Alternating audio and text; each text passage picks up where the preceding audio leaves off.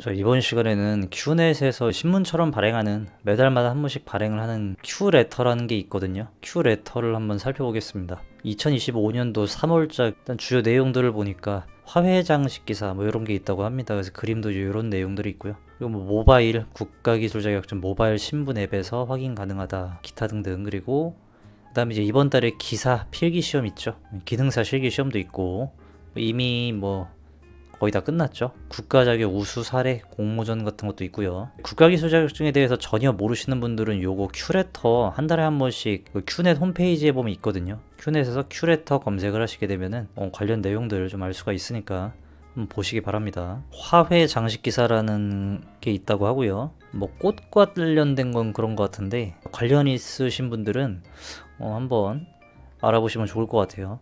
이런 쪽에서 일하시는 분들이 자격증을 취득하려고 그럴 때 이런 게 있는지 몰라서 못 따는 경우가 있거든요.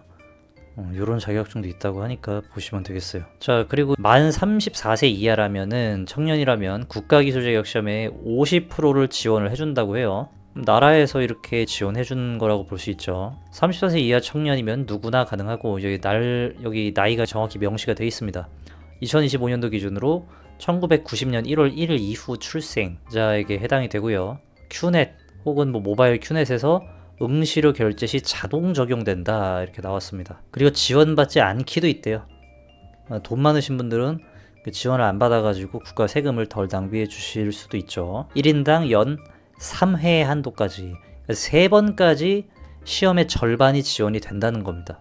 굉장히 좋은 혜택이라고 할 수가 있죠. 그리고 지원 예산 소진 시 개인별 자녀 지원 횟수 예산이 끝나면은 못 받는 겁니다, 이거를. 그래서 시험 보실 분들은 빨리빨리 시험을 보시고요. 혹시 예산이 끝날 수도 있잖아요. 꼭 빨리빨리 지원을 해야 되겠죠. 그리고 이제 모바일 국가기술 자격증이 나와서 모바일 신분증 앱에서도 국가기술 자격증을 이제 확인할 수가 있고요. 일일이 사진 찍어가지고 뭐 스캔하거나 뭐 그렇게 갖고 다닐 필요가 없다는 거죠. 이제 등록이 돼가지고 모바일 신분증에서 국가기술 자격증도 확인할 수가 있다고 합니다. 굉장히 편리해졌죠. 근데 자동으로 되는 게 아니고 이 모바일 신분증 어플을 다운받아서 이 절차를 따라서 하면 되겠습니다. 이런 절차들이 있고요. 요거는 뭐 크게 어렵지 않을 거니까. 그리고 국가 자격 검정 인정 신분증 안 가져가면 시험 못 보죠.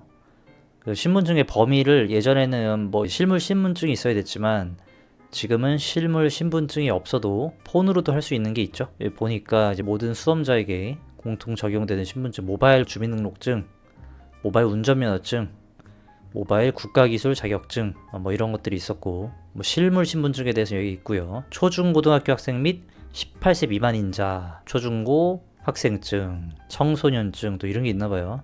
국가 자격증, 하지만 민간 자격증은 불인정된다. 그 외에도 여기 있으니까 확인을 꼭 해보시고 가면 되겠습니다.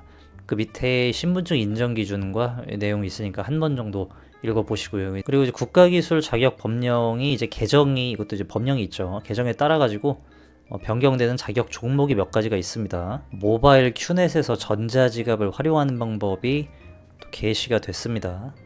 국가기술 자격을 취득했다면 큐넷에서 전자지갑 내에서 디지털 배지와 모바일 자격증을 발급을 받으시면 되겠죠. 과정이 이렇게 나와 있습니다. 그리고 또 이런 내용이 있는데요. 이게 보면 뭔가 좀 놀랄 수 있는데 국가기술 자격증을 빌려주고 돈을 받는 그런 걸 이렇게 그려놓은 거예요. 이 포스터는 클린 자격 홍보 공모전 은상 입상작이라고 합니다.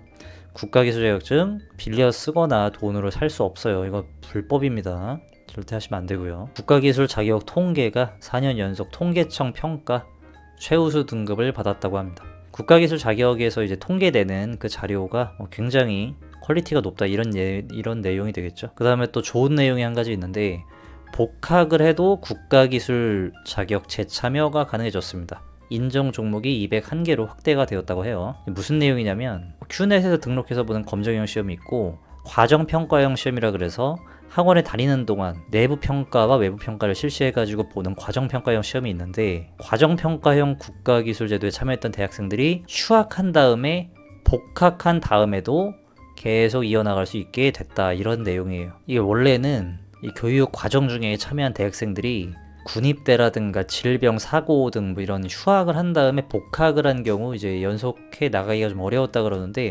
이거를 좀 이어나갈 수 있도록 개선이 됐다는 거니까 굉장히 좋은 내용이죠. 대학생들은 좀 아시면 도움이 될 거예요. 그 다음에 2025년도 3월에 있는 국가기술 자격 시험과 국가 전문 자격 시험, 거기에 대한 일정들이 쭉 나와 있습니다. 그리고 국가 자격 시험 부정행위 근절에 대해서 이거 항상 시험 보러 가시게 되면 감독관들이 얘기하시죠. 시험 문제 촬영은 범죄 행위 이렇게 나와 있죠. 절도 행위입니다. 절대로 하시면 안 돼요. 촬영하거나 그러시면 안 됩니다. 밑에 보게 되면 이런 내용들이 나와 있어요. 5년 이하의 징역, 5천만 원 이하의 벌금, 무서운 결과가 나올 수 있으니까 꼭 조심하셔야 되겠고요.